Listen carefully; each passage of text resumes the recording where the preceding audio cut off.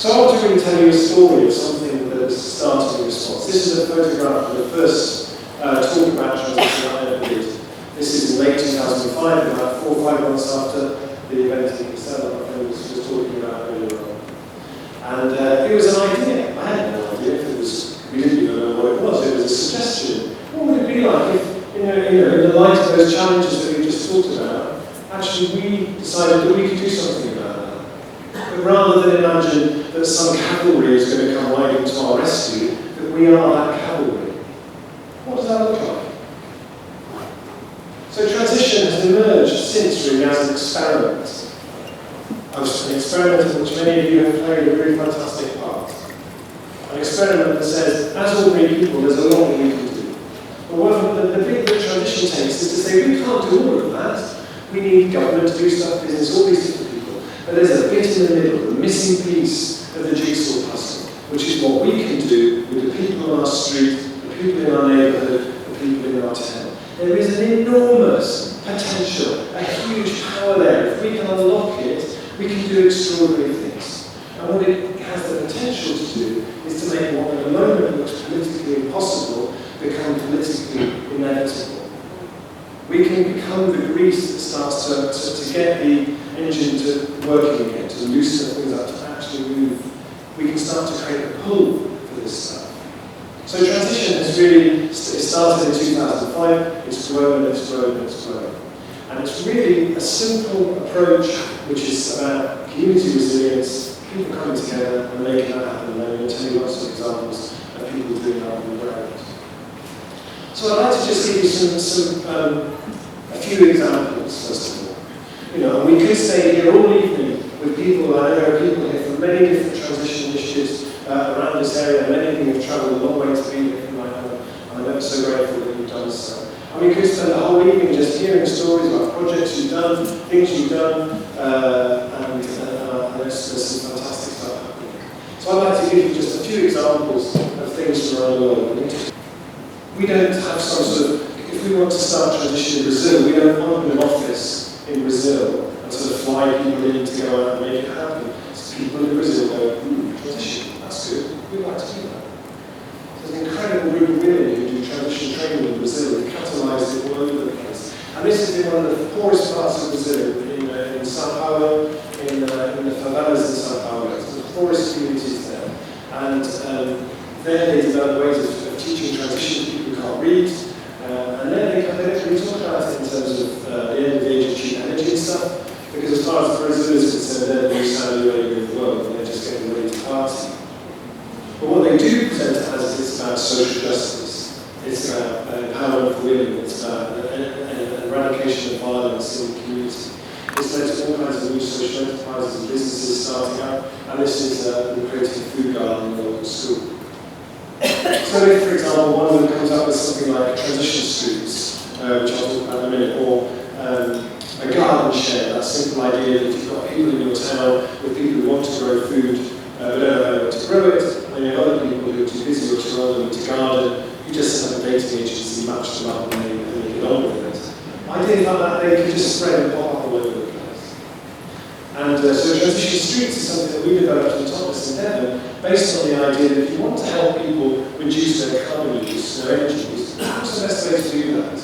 Do you send them a DVD with a post, or get the government to send them a leaflet? Well, maybe there's a better way of doing it. So transition streets works that it's an invitation to go on the street, knock on some doors, get between 6 and 10 of your neighbours together, and then you meet 7 times in each other's houses. The first week you just get to know each other, second week you look at energy, third week you look at water, and so on. That's huge, I don't know. But when I meet people walking down the street, as I do quite often, who say, Rob, I just did transition streets. I say, oh, fantastic, how was it? They never say, do you know, Rob, I saved 1.3 tonnes of carbon. Never happened. They say, do you know, it's great, I know Dave down the road, I didn't know he was that interesting. And Sandra over the road, do you know she can knit? She's fantastic. And all these connections that started to be made. There was a big piece of research that was done with people's experience of it. And actually, the main thing that came out was, I feel better connected to my community. And that building of resilience is really fantastic. And this is in a place in Australia called Newcastle, where they picked up transition streets. And they did their own version, they called it the Transition Streets Challenge. And on their street here, this white house is a student house. And those of you who are students or who live near students, remote students, keep slightly different hours to the rest of us, possibly. And maybe have slightly different noise levels on occasion than the rest of us. And this is the street where everybody else was. And they had not really mixed that well. For the students, they came to the by 1.3 times this kind of incidental. And this is a story from Japan. So transition, as I said, just pops up all over the place. We don't make it pop up all over the place. People just pick it up and run with it. And although it started in England, it doesn't feel like it's an English thing. Transition here, hopefully, feels like something that's from here, off here, belongs to people here. In March 2011, they realised they wanted to do something a bit more. There were also communities nearby along the coast who had lost everything. They had no power. And one of the things that was really important to them was this festival they did every year called the Festival of Light, which they couldn't do anymore because they didn't have the electricity. So Transition Fujino piled all their solar panels onto trucks, drove them down to these places, set them up, enabled those communities to run those festivals, and did it in several places. Came back home so kind of inspired by the whole experience that they decided to really kind of branch out what they were doing. And the story of what they did inspired another 40 places across Japan to set up their own community energy companies. And that, again, that's the power of this. These things can spread very quickly, and that's really what we need. That tries to support the emergence of transition in that country. There were people there from Transition Philippines, Transition Brazil, Transition Romania, people who are currently across Europe who are looking to do that and to take that role. Really exciting. What does that look like? How does that work? That's all still very emerging, and that's one of the key things that we need to put in place. The second one is really interesting, which is about the edge between transition and activism. So transition is set up as something which doesn't come, like many campaigns, with a big long list of things we don't agree with. And you have to disagree with all these things first, or you can't come and get involved with it. Transition is deliberately designed as a social technology that works at the local level. So there are national campaigns, that's another thing. What we need is something that can bring together as many people as possible to make this place, this community, more resilient. If it's seen from the outset as something that's left-wing, right-wing, whatever, that's not going to happen. But actually, sometimes there are transition groups who kind of explore that edge of what it does look like if you try and stop things. And one of my favourite is this, which is called Transition Heathrow. So Heathrow Airport, any of those of you who've been to the UK may have gone through Heathrow Airport, a massive airport, and they want to build a new runway, a third runway, because as we all know, the future is going to be one in which we're all going to be flying a lot more than now.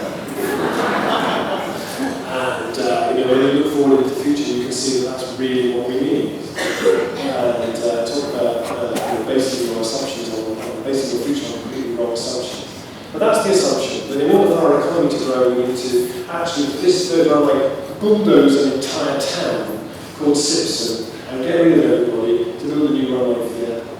So part of the campaign to stop that was that a group of young people who had been involved in sort of climate activism decided they wanted to take a different approach. They were very inspired by transition. So they found in Sipson an old market garden where the owners had just let fall to pieces, had filled full of rubbish, and just closed the fence and just gone off and left it. At some point in the future they might do something else with it. So the young people entered the site, took over the site, cleared all the rubbish, repaired all the greenhouses, turned it into a market garden, turned it into a resource for local people. Absolutely fantastic project. But a different approach to just saying no. Actually, there was a yes in there as well. The third one is about supporting and resourcing core groups. Because actually, there's a lot of work to do here if we're just doing this on our Wednesday evenings. I don't think we can. And so actually, when you get involved in this stuff, and you give your time to this, and you spend your time finding out about climate change and all these different challenges, it's not easy. You can feel numb, you can feel angry, you can feel on your own. And so transition is really something that says, we need to support each other with this as well. We're not superhuman. We need to be parts of groups that are able to support and nurture us and that help us avoid burnout. One of the things that we have in the transition group in Totnes, where those of you who've been to Totnes will know we have more psychotherapists per square foot than anyone else in the world. And one of the process was to say, okay, what role do you have to play in this? So we have a process whereby there are a number of those people who are really skilled kind of counsellors and people who support people who offer their time free of charge to people who are working in the middle of the transition process. If you're working and you feel you want some support to somewhere where you can go, you've got that available, and it's fantastic, and it's reduced the rates of burnout substantially. But we need to really be aware that all the stuff that a transition group does doesn't happen by magic. It happens because there is a group of people who are dedicated and they want to make it happen. And if that's going to work, we need to look after those groups and take care of those processes that they make that happen. But increasingly what happens, so transition starts with a group of people, they get very excited, they get stuff going. They form working groups, they run events. Then those working groups might often start to create projects or even enterprises, new businesses. And then increasingly, all the energy starts to go out to the stuff around the edge, but who's holding the middle of it? So I want to just tell you two quick stories of two different transition groups. This is Transition Camp Totnes, which is one I'm most involved with. We started in 2005, 2006. Many projects have started. There's a real kind of momentum to it. But we got to a stage where there was so much going on, we needed somebody to hold the bit in the middle. And finding a way of doing that is a really big challenge. So we were really fortunate that we found some funding for 3 years to have somebody hold that bit in the middle. So I just want to give you a sense of what that makes possible. Because in effect, what transition groups become is a kind of complementary local development agency, economic development agency, with no resource, which is just ridiculous. Because as you'll come to see, there's some incredible work going on. So in Totnes, for example, we just opened a Re-Economy Centre as a place which is an incubator for the new economy, an incubator for new businesses that are based around these ideas of new economy, which is local, resilient, brings assets into community ownership, recognises limits to growth, is not just purely about profit, but has a social dimension to it too, and is low carbon. We do a thing every year called a Local Entrepreneurs Forum, which brings together people who are entrepreneurs and people who have experience in business, who like to mentor those businesses, and potential investors. We cross-pollinate them all in the morning, get them all meeting each other. And in the afternoon, we do this fantastic thing which you can do anywhere called the Community of Dragons. So unlike the dragons dead on the television where a load of millionaires sit on the platform with piles of cash in front of them and humiliate whichever poor creatures walk up the stairs in front of them. The way that it works with that is when people come along with their business ideas, they pitch them, the community asks them questions, and then the idea is everybody in this community is a potential investor in these businesses. Whether you can lend someone a pen, let them use a shed, lend them a spade, invest £10,000, you're an investor. We had 3 or 4 women who were starting a market, who had been running a market garden for 2 years, who wanted to expand it into a community-supported agriculture scheme.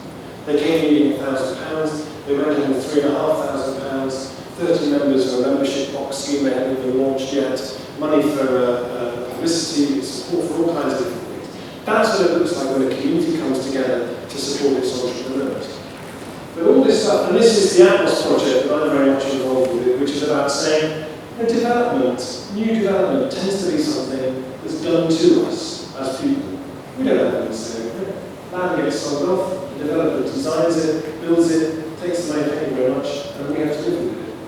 Well, actually, maybe a key part of all this is that we can become developers ourselves, hold those sites in a community land trust for the goodwill of the community. Have a development where we start from the outset saying we're going to build everything with 80% local materials as a way of keeping that money cycling locally, reskilling, retraining. I'm sure there's people here who've experienced with straw building, earth building, timber building. Those kind of things I think also hold a real key to the economic regeneration of the places where we live. But this stuff, and much, much more besides, is possible because we have somebody holding the middle.